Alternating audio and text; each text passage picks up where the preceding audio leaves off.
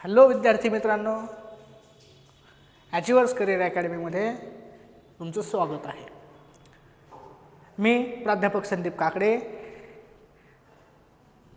आज आपण ओळख सूक्ष्मजीवशास्त्राची या पाठामध्ये आजचं दुसरं लेक्चर आहे. तर आज प्रोबायोटिक्स आपण शिकणार आहोत. प्रोबायोटिक्स म्हणजे काय? प्रोबायोटिक्स हे आपण कशामध्ये वापरतो, कसा ॲक्ट होतो प्रोबायोटिक्स, ओके, हे आपण आज इत्थंभूत माहिती या पाठामध्ये घेणार आहोत. तर विद्यार्थी मित्रांनो, सर्वांनी लक्ष द्यायचं आहे. हे पदार्थ कसे आहेत? दुग्धजन्य आहेत. कोणते? हे काही पदार्थ जे आहेत ते दुग्धजन्य आहेत, पण त्यांच्यामध्ये जे काही क्रियाशील जीवाणू असतात म्हणजे तेच आहेत ॲक्च्युली प्रोबायोटिक्स. जसं की लॅक्टोबॅसिलस ॲसिडोफिलस, केसी, बायफिडोबॅक्टेरियम आणि बायफिडम इत्यादी असे जीवाणू जे आहेत, हे सगळे जीवाणू आपल्याला मदत करत असतात, जे की आपल्या पचनामध्ये मदत करतात. हे जीवाणू मानवी आतड्यातील सूक्ष्मजीवांचा समतोल राखतात, म्हणजे पचन प्रक्रियेमध्ये मदत करणार, सूक्ष्मजीवांची वाढ करतात. तसंच जे काही उपद्रवी सूक्ष्मजीव आहेत, उदाहरणार्थ क्लॉस्ट्रिडियम, याला नष्ट करतात. म्हणजे आपल्याला क्लॉस्ट्रिडियम जो जीवाणू आहे हा आपल्याला उपद्रवी आहे. उपद्रवी म्हणजे आपल्याला हानिकारक आहे, ओके.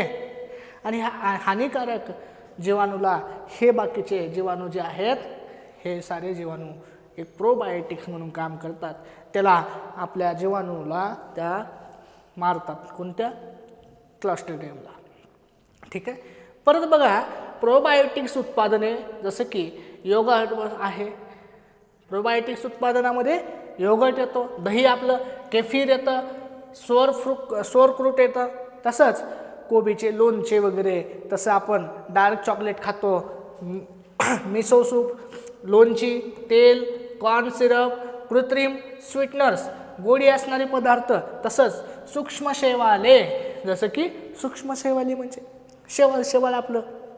हे जे शेवाळ आहे हे एकदम सूक्ष्म प्रकारचे असतात. जसं की फॉर एक्झाम्पल त्यानं काय दिलेलं आहे शेवाळामध्ये?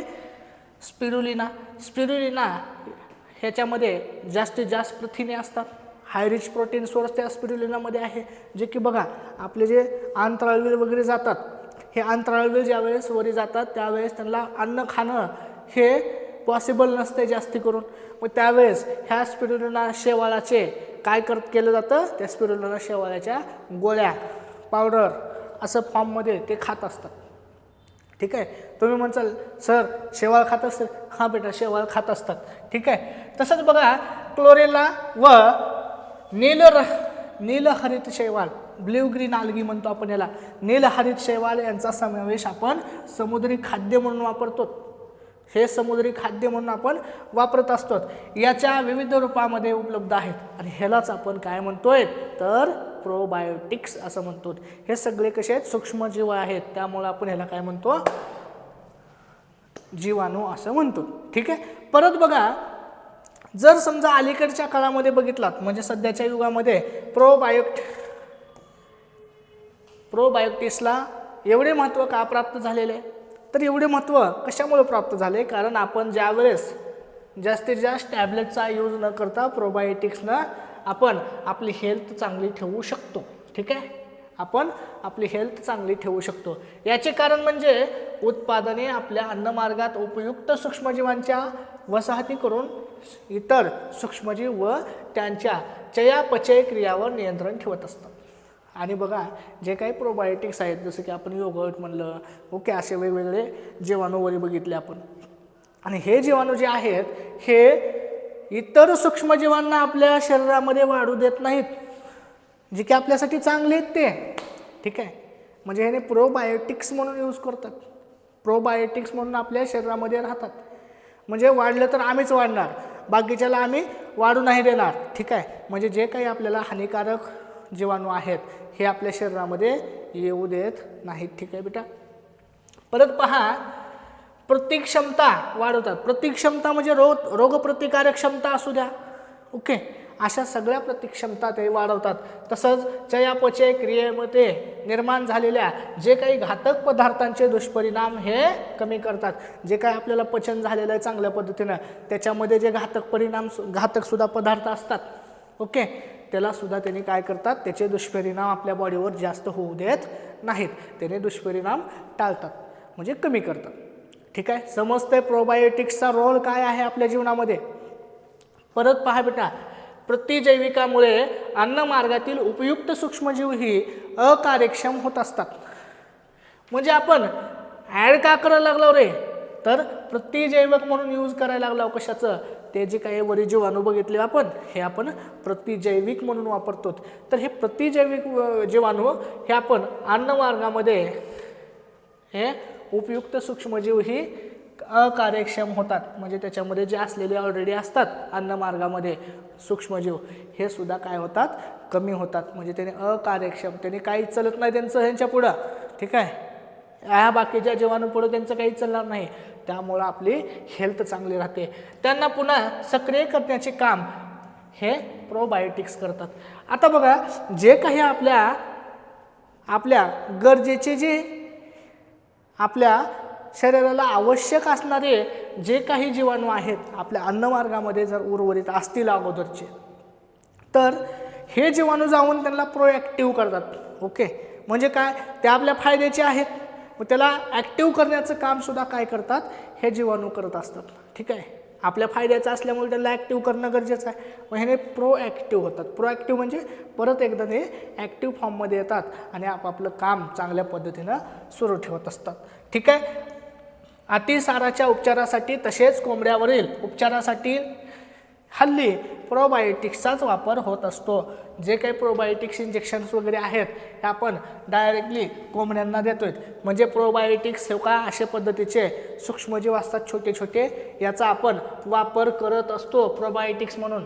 ओके कोंबड्यावरची मर लागणे वगैरे यामध्ये प्रोबायोटिक्स इंजेक्शन्स वगैरे आहेत. ठीक आहे बेटा.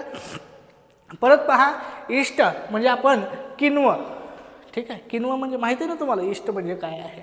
दही वगैरे आपला त्याला आपण किण्वन प्रक्रिया करून तयार केलेलं असतं इरजण लावून किंवा आपण त्याला म्हणतो फर्मेंटेशन करून. ठीक आहे ओके ह्या इत्तेमध्ये तुम्ही ड्राय इस्टपासून जे काही द्रावण बनवलेले आहेत कशापासून ड्राय इस्ट म्हणजे आपल्याला इस्ट पावडरसुद्धा अवेलेबल आहे मार्केटमध्ये. व्यावसायिक तत्वावर याचा उपयोग करून आपण कोणता पदार्थ बनवत असतो तर तुम्हाला माहीत आहे बेकरीमध्ये सुद्धा ड्राय इस्ट वापरतात. फर्मेंटेशन अल्कोहोल तयार करण्यासाठी सुद्धा ड्राय इस्ट वापरतात. म्हणजे इस्ट पावडर हे जास्तीत जास्त मार्केटमध्ये औद्योगिकरण किंवा व्यावसायिकरणासाठी हे महत्त्वाचं आहे. कारण आपण प्रत्येक जागेत दही टाकू शकत नाही विरजण लावायसाठी. ओके त्यामुळं आपण जास्तीत जास्त इस्ट पावडरचा वापर करत असतो. परत पहा आपण आत्ताच म्हणलं मी बेकरीमध्ये वगैरे वापरतात. म्हणजे पाव बनवत असताना ब्रेड बनवत असताना ह्या पावडरचा इस्ट पावडरचा वापर होत असतो. जसं की धान्यांच्या पिठापासून आता तुम्हाला माहीत असेल मैद्याचं असतं तसंच आपलं गव्हाचं पीठ असतं. हे काही धान्यच आहेत ना. म्हणजे हे ज्यांच्या पिठापासून पावांचे विविध प्रकार बनवले जातात. म्हणजे पाव एकसारखा नसतो बेटा. वेगवेगळ्या प्रकारचे पाव आपण तयार करतो. पिठामध्ये बेकर इस्ट किंवा सॅक्रोमायसिस सर्व्हिसी नावाचा जो काही जीवाणू आहे सॅक्रोमायसिस सर्व्हिसी नावाचा जो काही जीवाणू आहे ते टाकला जातो. पाणी टाकलं जातं थोडं चव येण्यासाठी मीठ टाकलं जातं. इतर आवश्यक पदार्थ मिसळून त्याचा आवश्यक पदार्थ काय असणार आहेत जे काही तुमच्या उपयोगाचं म्हणजे तुम्हाला फ्लेवर वगैरे पाहिजे असेल तर ते आवश्यक पदार्थ तुम्ही ॲड करू शकता. आणि यामुळे पिठातील कार्बोदके किण्वन होऊन फर्मेंटेशन होऊन किण्वन म्हणजे फर्मेंटेशन होऊन याचं शर्करेमध्ये रूपांतर होत असतं. आणि शर्करेमध्ये रूपांतर होत असताना कार्बन डायऑक्साईड आणि ethanol as a by product म्हणून बाहेर पडत असतात. म्हणजे आपण कर्बोदकांचे कार्बोहायड्रेटचं रूपांतर शर्करेमध्ये होऊ लागले. ठीक आहे कार्बोहायड्रेट कुणामध्ये होता हे जे धान्याचं पीठ आहे याच्यामध्ये कार्बोहायड्रेट होते. आणि ह्या कार्बोहायड्रेटचं रूपांतर आपण कशात करतोय शर्करेमध्ये. आपण करतोय का ते सूक्ष्मजीव करतात. कोणते सूक्ष्मजीव जसं की ईस्ट पावडर म्हणलं मी तसंच सॅक्रोमायसिस सर्व्हिसी नावाचा जो जीवाणू आहे हा करतो. परत बघा त्याच्यासोबत कार्बन डायऑक्साईड आणि इथेनॉल सुद्धा आपल्याला मिळत असतो. कार्बन डायऑक्साईडमुळे पीठ फुगत असतं. ठीक आहे, जसं आपण इडली वगैरे खातो. ओके, आपण इडलीचं पीठ सुद्धा आपण भिजू घालतो. ठीक आहे, म्हणजे याचा अर्थ ढोकळा हे सगळं फुगण्याचं काम कोण करायला लागले? कार्बन डायऑक्साईडमुळे बबल्स फॉर्म होतात त्याच्यामध्ये आणि पीठ चांगल्या पद्धतीने फुगत असतं व भाजल्यानंतर पाव हा जाळीदार तयार होतो. ओके, जाळीदार एक लगदा थर तयार होतात त्याचे. आणि पहा पुढं, व्यावसायिक बेकरी उद्योगामध्ये संकुचित म्हणजे कॉम्प्रेस्ड ईस्टचा वापर केला जातो. म्हणजे व्यावसायिक जो उद्योग आहे त्याच्यामध्ये कॉम्प्रेस्ड ईस्ट पावडरचा वापर केला जातो, तर घरगुती वापरासाठी कोरड्या दाणेदार स्वरूपामध्ये उपलब्ध असतो. याच्यामध्ये कसं असणार आहे? संकुचितमध्ये कॉम्प्रेस केलेला असेल. ठीक आहे, व्यावसायिक, कारण त्याला लार्ज लेवलचं लागते. जसं की बघा, आपण साखरेचं पीठ म्हणा किंवा मोठी साखर हे वेगवेगळ्या प्रोडक्ट बनवताना वापरत असतो. त्या पद्धतीने व्यावसायिकरित्या जर समजा आपल्याला वापरायचं असेल तर ह्याने कॉम्प्लेक्स म्हणजे मोठ्या साईजचं ईस्ट वापरतात. तर आपण कसं वापरतो? कोरडा आणि दाणेदार, छोटं छोटं साखरेसारखं दाणेदार वापरतो. तर पहा, व्यावसायिक उपयोगासाठी बनवलेल्या ईस्टमध्ये ऊर्जा, कर्बोदके, मेद, प्रथिने, विविध घटकांचा तसंच जीवनसत्वाचा, खनिजांचा असा उपयुक्त घटक आहे. ठीक आहे, ह्याचा पूर्णपणे सोर्स आहे हा.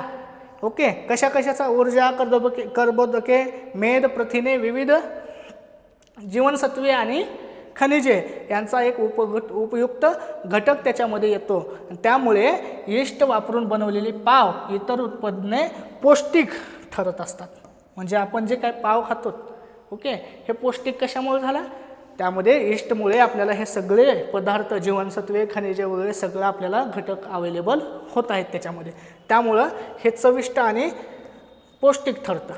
ठीक आहे, पण सध्या हल्ली लोकप्रिय झालेल्या चायनीज खाद्यपदार्थामध्ये वापरले जाणारे व्हिनेगार, तसंच सोया सॉस, तसंच मोनोसोडियम ग्लुटामेट, जसं की अजिनोमोटो हे पदार्थ हे 3 घटक सूक्ष्म जैविक किण्वनाने मिळवतात. आणि सध्या जे आपण पदार्थ खातोय, आता चायनीजचा ट्रेंड निघालेला आहे थोडक्यात. ओके, हे चायनीजमध्ये जे सोया सॉस वगैरे आहे हे कशापासून बनलेलं असतं? याच्यामध्ये सुद्धा किण्वन प्रक्रियेनेच मिळवले जातात. हे पदार्थसुद्धा किण्वन फर्मेंटेशनच मिळवले जातात, इर्जन लावूनच मिळवले जातात. ठीक आहे, परत बघा, जसं की आत्ताच बघितलं आपण व्हिनेगार प्रोडक्ट, ओके, जो की चायनीज खाद्यपदार्थामध्ये आपण वापरला होता. हा व्हिनेगार कशामध्ये वापरला? जगामध्ये अनेक प्रदेशामध्ये खाद्यपदार्थांना आंबटपणा आणण्यासाठी. कशासाठी? आंबटपणा. म्हणजे आपण किण्वन प्रक्रिया केल्याच्या नंतर त्याच्यामध्ये ॲसिड फॉर्म होते थोडंसं. ओके, लॅक्टिक ॲसिड म्हणलं होतं आपण, आणि त्या लॅक्टिक ॲसिडमुळंच काय होणार आहे? थोडंसं आंबटपणा येणार आहे. मग आंबटपणा आणण्यासाठी व्हिनेगारचा वापर करण्यात येतो. तसंच काही लोणची असू द्या, लोणचं वगैरे बनवण्यासाठी, सॉस, केचप, चटण्या हे सर्व पदार्थ टिकवण्यासाठी व्हिनेगारचा वापर होत असतो. आणि व्हिनेगारचा वापर होतो रासायनिकदृष्ट्या. व्हिनेगार म्हणजे नेमकं काय आहे? 4% ॲसिटिक आम्ल त्याच्यामध्ये असतं. 4% ॲसिटिक आम्ल त्यामध्ये असतं ह्या व्हिनेगारमध्ये. त्यामुळं रासायनिकदृष्ट्या व्हिनेगारची लाईफ जास्त आहे. ठीक आहे, का? ॲसिड खराब होत नाही लवकर. ठीक आहे, त्यामुळं या सगळ्या ह्याच्यामध्ये व्हिनेगारचा वापर केला जातो. फळांचे रस असू द्या, मेपल सिरप असू द्या, साखर कारखान्यातील ऊसाची मळी असू द्या, मुळातील स्टार्च अशा कार्बनी पदार्थांचे सॅक्रोमायसिस सर्व्हिसी. म्हणजे पहा, सॅक्रोमायसिस सर्व्हिसी नावाचा जो जीवाणू आहे किती महत्त्वाचा आहे. ठीक आहे, ह्या कवकाच्या साहाय्याने किण्वन करून इथेनॉल व अल्कोहोल सुद्धा बनवले जाते. ओके, आणि इथेनॉल आणि अल्कोहोल या प्रकारे आपल्याला मिळत असतो. हा आहे व्हिनेगरची बाटली. ओके, याच्यामध्ये व्हिनेगर असतं. हे चायनीजमध्ये वगैरे वापरलं जातं जास्तीत जास्त. कशासाठी वापरलं जातं? कारण पदार्थाची क्वालिटी टिकवून ठेवण्यासाठी. ओके, पदार्थ लवकर खराब होऊ नये यासाठी. ओके, त्याच्यामध्ये काय असतं? आम्ल असतं, आम्ल पदार्थ असतो. किती %? 4% आम्ल असतं. ठीक आहे, परत पहा, इथेनॉलमध्ये ॲसिटोबॅक्टर प्रजाती, ग्लुकॅनोबॅक्टर ह्या जीवाणूंचे जर समजा मिश्रण मिसळून त्यामध्ये सूक्ष्म जैविक अपघटन केले असता, यामुळे ॲसिटिक आम्ल व इतर उपउत्पादने मिळत असतात. म्हणजे फक्त ॲसिटिक आम्लच एकटा मिळालं का तिथं? नाही, त्याचे दुसरे वेगवेगळे उत्पादिते आपल्याला मिळायला लागतात. तसंच पहा, मिश्रणाचे विडलन करून त्यातून ॲसिटिक आम्ल वेगळे केले जाते. तसंच पोटॅशियम फेरोसायनाईडचा वापर करून आपण ॲसिटिक आम्लाचे विरंजन करतात. ओके, पोटॅशियम फेरोसायनाईडचा वापर करायचा आणि ॲसिटिक आम्लांचं विरंजन करायचं. त्यानंतर पाश्चरीकरण होते. पाश्चरीकरण तुम्हाला सांगितलेलं आहे. पाश्चरीकरण म्हणजे निर्जंतुकीकरण करणे. आणि शेवटी अत्यल्प प्रमाणामध्ये SO2 वायू मिसळून व्हिनेगार तयार केला जातो. आता SO2 वायूचा काय रोल आहे इथं? आणि त्याला टिकवून ठेवायसाठी SO2 वायू लागतो. ओके, तसंच पहा, गहू किंवा तांदळाचे जे काही पीठ आहे, सोयाबीन यांच्या मिश्रणाचे ॲस्पॅरजिलस ओरायजी नावाचा बॅक्टेरिया, आता नवीन बॅक्टेरियाला पहा, ॲस्पॅरजिलसचा होता तो पण. ओके, ॲस्पॅरजिलस ओरायजी नावाचा जीवाणू इथं सोयाबीन, तांदळाचे पीठ, गहू यामध्ये वापरलं जातं. आता ह्याच्यामध्ये का वापरलं जातं पहा, कारण याच्यामध्ये स्टार्चचं प्रमाण आहे, प्रोटीनचं प्रमाण आहे, कार्बोहायड्रेटचं प्रमाण आहे. ठीक आहे, तर आपण पाहणार आहोत वेगवेगळे जीवाणू हे कसे काम करतात. वेगवेगळे जीवाणू हे नवीन एखादा पदार्थ बनवण्यासाठी हे कसे फॉर्म करतात, कसं काम करत असतात. तर पहा, पहिल्या सुरू आपण पेय निर्मिती जे काही आपण ड्रिंक्स वगैरे घेतोय, हे ड्रिंक्स वेगवेगळ्या माध्यमातून बनवलं जातं. म्हणजे एकच प्रोसेस सगळ्या ड्रिंक बनवण्यासाठी वापरले जात नाहीत. तर यामध्ये कॅफिया अरेबिका नावाचं एक फळ असतं बेटा. कॅफिया अरेबिका नावाचं फळ असतं. याच्यामध्ये जे काही सूक्ष्मजीवांचा वापर केला जातो, हा सूक्ष्मजीव म्हणजे लॅक्टोबॅसिलस ब्रुईस नावाचा जो जीवाणू आहे, याचा इथं वापर केला जाता. आता ह्यानं काय करते नेमकं? काय करते? कॅफिया अरेबिका नावाच्या फळातले जे काही बिया आहेत, ह्या बिया वेगळ्या केल्या जातात. आता वेगळं कसं करणार आहे? थोडीच त्यानं फोडून काढणार आहे बाहेर. ओके, ते जीवाणू आहेत, ते जीवाणू ह्या फळाला सडवतात. अगोदर सडवल्याच्या नंतर त्याच्यातल्या बिया वेगळ्या होतात. वेगळ्या झाल्यावर त्या बिया आपण त्याला म्हणतो कॅफिया अरेबिका नावाचं जे काही बिया आहेत, ते कॉफीच्या सीड्स असतात आणि त्याच्यात कॉफी बनवलं जातं आपण. ठीक आहे, आपण त्याचं कॉफी बनवतो. नंतर परत बघा थिओब्रेमा कॅको हे एक फळ आहे. ओके, आता याच्यामध्ये कॅन्डिडा, व्हॅन्सेन्युला, पिचिया, सॅक्रोमायसिस असे वेगवेगळ्या जीवाणूंचा वापर केला जातोय. वेगवेगळे जीवाणू वापरल्याच्या नंतर ह्या सूक्ष्मजीवांचं नेमकं काम काय असणार आहे फळावरती? तर ह्याच्यामध्ये सुद्धा ह्याच्या बिया वेगळ्या केल्या जातं. म्हणजे फळ सडल्याच्या नंतर ह्या सूक्ष्मजीवांच्या सहाय्याने फळ सडवलं जातं अगोदर, ते नंतर त्याच्या बिया वेगळ्या होतात आणि आपला कोको बनतो. Okay, Coca Cola. ठीक आहे, कोको बनतो. परत बघा, जसं की फळ आहे तुमच्या ओळखीचंच आहे सर्वांच्या, द्राक्षे. ह्या द्राक्षामध्ये सॅक्रोमायसिस सर्व्हिसी ह्या जीवाणूंचा वापर केला जातो आणि ह्याला चांगल्या पद्धतीने फर्मेंटेशन केलं जातं, किण्वन केलं जातं. किण्वन केल्याच्या नंतर जे काही द्राक्षाचं रस तयार होतोय त्याचं किण्वन करणे आणि काय बनतं नंतर? वाईन बनते, वाईन. ठीक आहे, वाईन बनते. नंतर आपण दुसरा फळ घेतला सफरचंद. सफरचंदामध्ये सुद्धा सेम जीवाणू टाकला, सॅक्रोमायसिस सर्व्हिसी नावाचा. ह्यानं काय केला? ह्याला परत किण्वन केला. किण्वन केल्याच्या नंतर आपल्याला सफरचंदाचा ज्यूस भेटला, जो की सिडार आहे. ओके, सिडार आहे. इथपर्यंत समजलं असेल सर्वांना. तर पहा, सॅक्रोमायसिस सर्व्हिसी हा कसा दिसतो पहा. कॉफीचे फळ पहा, त्याच्या बिया कशा निघतात. तसंच कोकोच्या बिया बघा. म्हणजे ह्या बिया बाजूला करण्याचं काम कोण करत होता? तर हे सगळे सूक्ष्मजीव करत होते. आपण आत्तापर्यंत बघितले हे वेगवेगळे सूक्ष्मजीव असे काम करतात. तर पहा बेटा, सूक्ष्मजैविक विकरे म्हणजे नेमकं रोल काय आहे? विक्रिय काय असतात? विक्रिय म्हणजे एन्झाईम आहे बेटा, मायक्रोबियल एन्झाईम्स. म्हणजे हे एन्झाईम काय करतात, एखादी प्रोसेस घडवण्यासाठी फास्ट काम करतात. ओके, एखादी प्रोसेस बनवायचं आहे, एखादी रिॲक्शन तयार करायची आहे, म्हणजे ते रिॲक्शन कसं फास्ट होते आहे यासाठी हे एन्झाईमचा रोल असतो. ओके, काय डाऊट असेल तर कमेंटमध्ये तुम्ही टाकू शकता. ठीक आहे, लेक्चर आवडलं असेल लाईक करा बेटा.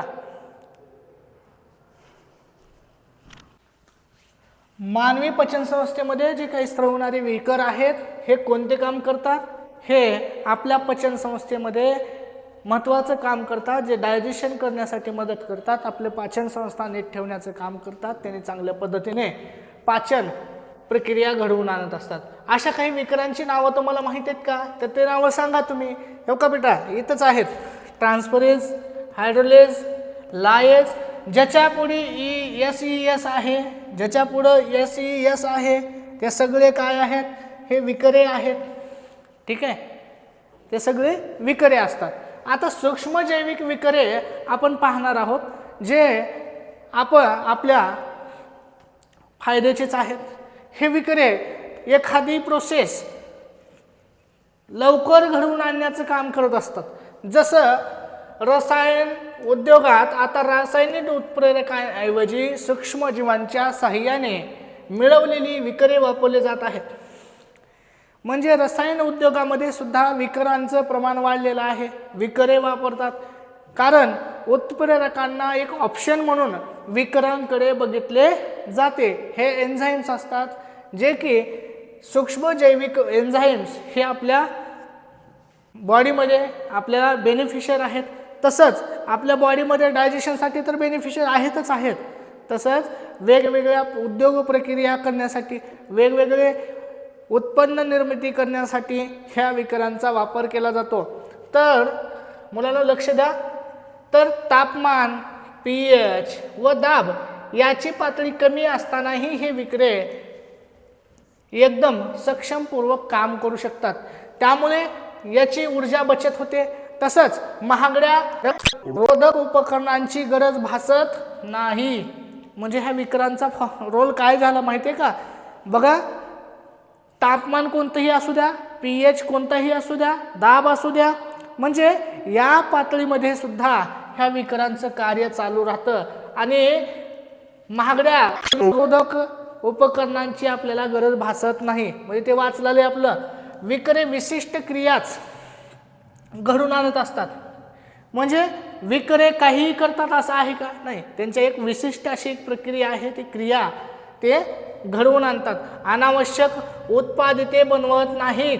म्हणजे त्यांना जे काही तेवढं बनवता येतं तेवढंच बनवतात, त्यांनी अनावश्यक बनवत नाही. व शुद्धीकरणाचा सुद्धा खर्च आपला काय होतोय, कमी होतोय. म्हणजे विकर टाकलं, मग एन्झाईम्स ॲड केले, त्या एन्झाईम्सला जे काय बनवायचं आहे तेवढंच बनवत आहे. म्हणजे तिथं शुद्धीकरण येणार आहे, म्हणजे शुद्ध प्रोडक्ट तयार होईल आपला. आणि शुद्ध प्रोडक्ट तयार झाल्यामुळं शुद्धीकरणाची गरज आपल्याला भासत नाही, त्याचा सुद्धा खर्च आपला कमी होतोय. तर पुढं पहा बेटा, जैविक विकरांच्या अभिक्रियांमध्ये टाकाऊ पदार्थांचे उत्सर्जन, त्याचे विघटन टाळले जाते. तसेच विकरांचा पुनर्वापरही करता येत असतो आपल्याला.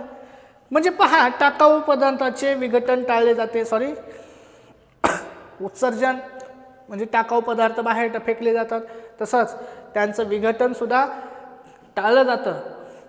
तसेच त्या विकरांचा पुनर्वापरही करता येत असतो. म्हणून अशी विकरे आपल्याला पर्यावरण स्नेही ठरतात. म्हणजे पर्यावरणाला सुद्धा हानी कसल्याही प्रकारची पोहोचत नाही. तसंच ऑक्सिडोरिडक्टेज, ट्रान्सफरेज, हायड्रोलेज, लायेज, आयसोमेरिज, हे सगळे काय आहेत, लायगेज ही सूक्ष्मजैविक विकरांची काही उदाहरणं आपल्याला दिसत आहेत. म्हणजे हे सगळे काय आहेत, सूक्ष्मजैविक विकरे आहेत बेटा. ह्याचे उदाहरणं आपण पाहिले. तसंच डिटर्जंटमध्ये विकरे मिसळल्यामुळे मळ काढण्याची प्रक्रिया ही कमी तापमानाला सुद्धा घडून येते. म्हणजे जास्त गरम पाणी करून आपण जे मळ वगैरे काढतो, गरम पाण्यामध्ये खळबळणे निघते आपण असं म्हणतोच इझिली. ओके, मग तिथं जर समजा हे विकरे वापरले तर जास्त तापमानाला काय आपल्याला प्रक्रिया कमी तापमानामध्ये सुद्धा, थंड पाण्यामध्ये सुद्धा चांगल्या पद्धतीने मळ वगैरे ते निघून जाणार आहे. तसंच मक्यातील स्टार्चवर बॅसिलस आणि बॅसिलस व स्ट्रेप्टोमायसिस पासून मिळवलेल्या विकराची क्रिया घडून ग्लुकोज व फ्रुक्टोजचे सिरप तयार होत असते. ते पण कसं आहे, सिरप म्हणल्यामुळं सरबत सारखं आपल्या सरबताच्या माध्यमामध्ये आपल्याला बनवता येतात. तसंच चीज असो, वनस्पतीचे अर्क असो, वस्त्रोद्योग असो, कपडे बनवणे वगैरे, चामडे, कागद अशा अनेक उद्योगामध्ये सूक्ष्म जैविक विकरे हे वापरली जात असतात बेटा. म्हणजे असा एखादा उद्योग नाही की तिथं सूक्ष्म जैविक विकरे वापरली जात नाहीत. जे काही फर्मेंटेशन आहे, लाकडाचा असू द्या, कापड उद्योग असू द्या, तसंच चामडे बनवत असताना ह्या सगळ्या उद्योगामध्ये आपल्याला सूक्ष्म जैविक विकरांचा वापरच करावा लागतो. जेणेकरून कशामुळं करायचा, जेणेकरून पर्यावरणिकदृष्ट्या सुद्धा फायदेशीर आहे, पर्यावरणाला कसल्याही प्रकारची हानीसुद्धा पोचणार नाही. जसं की शीतपेय असू द्या, आईस्क्रीम, केक, शरबत हे खाद्यपदार्थ विविध रंग व स्वादांमध्ये मिळवतात. हे रंग, चवी आणि सुगंध खरोखरच फळांपासूनच मिळालेले असते का, तर नाही बेटा. बघा जे काही आपण खातोय, ओके, व्हॅनिला वगैरे, हे खरोखर तिथून मिळवलेलं असते का, तर पहा हे फ्लेवर तयार केले जातात मार्केटमध्ये, ओके, ते सिंथेटिकली केले जातात, जे की लॅबोरेटरीमध्ये वगैरे बनवले जातात तसं फ्लेवर, ओके. तसंच शीतपेय असू द्या, शरबतच्या बाटल्या असू द्या, आईस्क्रीमचे वेस्टर्न असू द्या, इत्यादीवर छापलेली घटक द्रव्ये त्याप्रमाणे वाचत चला. बघा तुम्हाला आईस्क्रीमचा कोन असू द्या किंवा शरबतच्या बाटल्या, त्याच्यामध्ये कंटेंट असतं बघा, एवढं कार्बोहायड्रेट, एवढं ग्लुकोज वगैरे याच्यामध्ये ॲड आहे की नाही. एक चार्ट असतो पाठीमागे, ते वाचत चला, त्याच्यामध्ये तुम्हाला थोडीशी माहिती मिळेल, ओके. त्यापैकी नैसर्गिक आणि कृत्रिम घटकद्रव्ये कोणती आहे ते तुम्ही ठरवायचं आहे. म्हणजे नैसर्गिकरित्या त्याच्यामध्ये काय आहे आणि कृत्रिमरित्या त्याच्यामध्ये काय टाकलं गेलं आहे हे तुम्हाला ठरवायचं आहे. काय बघून, ते लेबल बघून, पाठीमागे जो चार्ट असतो, काय काय घटकद्रव्ये आहेत हे ते वाचून तुम्ही पाहायचं आहे बेटा. तसंच व्यावसायिक उत्पादनामध्ये वापरण्यात येणारी सेंद्रिय आम्ले, त्यासाठी उपयुक्त सूक्ष्मजीव कोणते कोणते आहेत. बघा, व्यावसायिकदृष्ट्या जर समजा उत्पादन घेत आहोत आपण, तर त्यामध्ये काही सेंद्रिय आम्ल आपण टाकत असतो आणि त्यासाठी सूक्ष्मजीव कोणते महत्त्वाचे आहेत. सेंद्रिय आम्ल तयार करण्यासाठी म्हणा किंवा त्याच्यामध्ये जे काही सूक्ष्मजीव आहेत हे कसं वापरायचे, कोणते कोणते सूक्ष्मजीव कुठं वापरतात, कोणते आम्ल तयार करतात, हे आपण या चार्टमध्ये बघणार आहोत. आता पहा, आपल्याला स्रोत दिलेला आहे.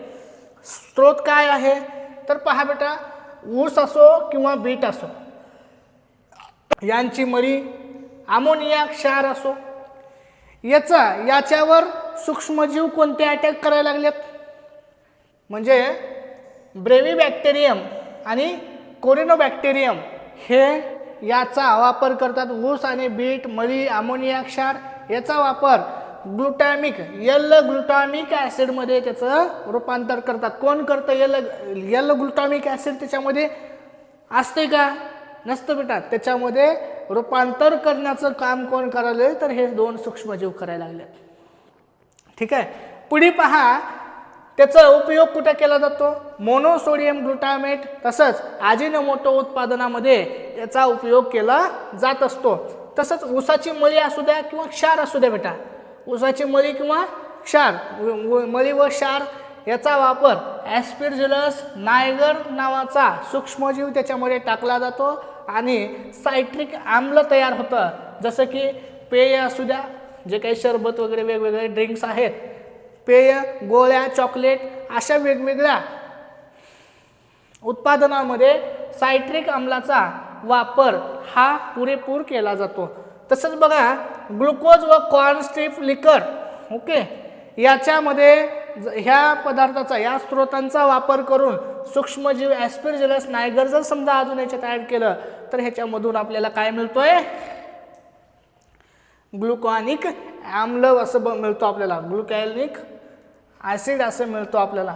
तर ह्या आम्लाचा उपयोग हा आपण कॅल्शियम, लोह, कमतरता भासू नये, ओके, कॅल्शियम, लोह याची कमतरता काढणाऱ्या क्षारांची उत्पादनामध्ये आपण त्याचा उपयोग करतो. ग्लुकॉनिक आम्लाचा उपयोग हा आपल्यामध्ये लोह, आयर्न असू द्या, कॅल्शियम असू द्या, याची कमी आपल्या शरीरामध्ये होऊ नये या अशा क्षारांमध्ये याचा उपयोग केला जातो. तर मळी असो किंवा कॉन्स्टिप असू द्या, कॉन्स्टिप लिकर या स्त्रोताचा वापर लॅक्टोबॅसिलस डेलब्रुकी या नावाचा सूक्ष्मजीव जर समजा त्याच्यामध्ये ॲड केला तर ह्या सूक्ष्मजीव काय तयार करतात रे, लॅक्टिक ॲसिड तयार करतात, लॅक्टिक आम्ल तयार करतात. आणि हे आम्ल तयार केल्याच्या नंतर ह्या आम्लाचा उपयोग हा नायट्रोजनचा स्रोत म्हणून वापरला जातो. तसंच जीवनसत्वाचे उत्पादन तयार करण्यासाठी सुद्धा आपला ह्याचा रोल आहे, त्याचा उपयोग होतो. तसंच मळी असो किंवा कॉन्स्टिप लिकर असो, मळी आणि कॉन्स्टिप लिकरमध्ये ॲस्परजिलस फेरियस, ॲस्परजिलस इटॅनिकॉनियस या सूक्ष्मजीवाचा वापर ह्या मळी आणि कॉन्स्टिप लिकरमध्ये वापरल्याच्या नंतर आता पहा, एक गोष्ट तुमच्या लक्षात आली असेल बेटा, प्रत्येक सूक्ष्मजीव हे काहीतरी नवीन बनवत आहेत, ओके, प्रत्येक सूक्ष्मजीव हे काहीतरी नवीन पदार्थ तयार करत आहेत. कशाच्या बेसिसवर, ह्या स्त्रोतांच्या बेसिसवर. प्रत्येकाचं आपापलं काम आहे. जसं की ह्यानं काय बनवायला लागलाय, इटाकॉनिक आम्ल बनवतोय, म्हणजे पहा हा इटॅकॉनिक आम्ल कोणता बॅक्टेरिया बनवतोय, कोणता सूक्ष्मजीव बनवतोय, तर ॲस्परजिलस इटॅकॉनियस नावाचा सूक्ष्मजीव हे सगळं बनवतोय. आणि याचा वापर कुठं करतात रे, इटॅकॉनिक आम्लाचा कागद असो, वस्त्र असो, प्लास्टिक उद्योग, डिंक उत्पादन अशा सगळ्या उपयोग याचा सगळ्या फॅक्टरीमध्ये वगैरे याचा वापर केला जातो. तर इथपर्यंत तुम्हाला सर्वांना समजलं असेल. लेक्चर चांगलं वाटत असेल तर बेटा लाईक करा. लेक्चर चांगलं वाटत असेल तर लाईक करा सर्वांनी पटापट. सबस्क्राईब करा. ठीक आहे बेटा, समजतंय सर्वांना सर्व. हा पहा ॲस्परजिलस नायगर आहे, ह्याची डायग्राम इथं दिलेली आहे, ओके. ॲस्परजिलस नायगर तुमच्या आवडीचं जे काही आईस्क्रीम वगैरे आहे, ice cream, pudding, chocolates, milkshake, chocolate पेय, इन्स्टंट सूप यांना दाटपणा आणण्यासाठी झॅन्थॅन डिंक, कशासाठी, आईस्क्रीम असो, पुडिंग असो, चॉकलेट असो, याला जाडपणा म्हणजे थोडंसं गाढं बनवण्यासाठी आपण त्याला काय करतोय, झॅन्थॅन डिंक हा काय असतो, म्हणजे पहा झॅन्थॅन डिंक हा नेमका काय आहे. स्टार्च व मळीचे झॅन्थोमोनास प्रजातीकडून किण्वन करून हा डिंक बनवत असतात. म्हणजे कशाचं, स्टार्च आणि मळीचा उपयोग करून याचा झॅन्थॉन डिंक बनवतात झॅन्थोमोनास प्रजातीकडून. म्हणजे झॅन्थोमोनास हा काय आहे, हा एक सूक्ष्मजीव आहे. ठीक आहे बेटा, हा एक सूक्ष्मजीव आहे.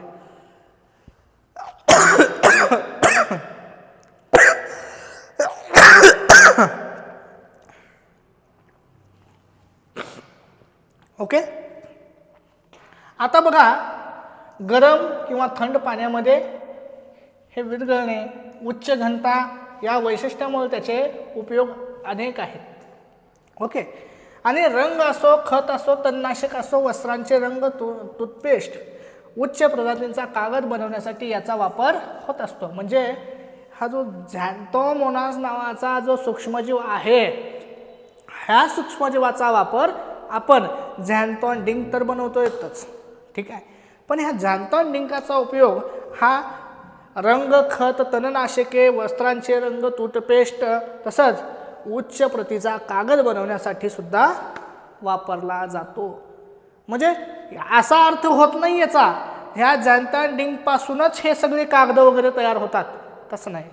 काहीतरी ॲड होत असेल, उच्च प्रतीचा कागद बनवण्यासाठी त्याची मदत लागत असेल. ठीक आहे, समजतंय बेटा सर्वांना? सर्वांना समजतंय? ओके बेटा. सूक्ष्मजीवांच्या क्रियेने मिळवलेले पदार्थ व त्यांचे नेमकं कार्य आपल्याला शिकायचं आहे. हा एक चार्ट घेऊयात, नंतर आपण थांबूयात. ओके, हा एवढा एक चार्ट घेऊ, आपण थांबू थोड्या वेळासाठी. पहा बेटा, सूक्ष्मजीवी क्रियेने मिळवलेले पदार्थ व त्यांचे कार्य. आता सूक्ष्मजीवी क्रियेने मिळवलेले पदार्थ इथं दिलेले आहेत. एवढे सारे पदार्थ आहेत, वेगवेगळे पदार्थ आहेत, आणि त्याचे नेमकं कार्य काय आहे हे आपल्याला पाहायचं आहे. बघा, सूक्ष्मजीवाच्या साह्याने आपण सिट्रिक आम्ल बघितलं, मॅलिक आम्ल बघितलं, लॅक्टिक आम्ल बघितलं. ह्या सगळ्या आम्लाचं कारण काय आहे? आम्लता देणे. आम्लता देणे म्हणजे आंबटपणा थोडंसं आणणे कोणत्याही उत्पादनामध्ये. ठीक आहे, हे सगळे आम्ल पदार्थ आहेत. ओके, आता ग्लुटामिक आम्ल असू द्या, लायसिन असू द्या, ट्रिप्टोफॅन असू द्या, हे सगळे काय करतात तर प्रथिन बांधणी करणे म्हणजे प्रोटीन तयार करणे, प्रोटीनसाठी वापरतात, प्रोटीन बनवण्यासाठी वापरतात. ओके, समजाले का तुम्हाला सर्वांना? तसंच नायसिन, नॅटामायसिन, नायसिन आणि नाटामायसिन हे सूक्ष्मजीव प्रतिबंधक म्हणून वापरलं जातं. हे जे आम्ल आहेत, हे जे पदार्थ आहेत, हे सगळं सूक्ष्मजीवांच्या सहाय्याने बनवलेले पदार्थ आहेत.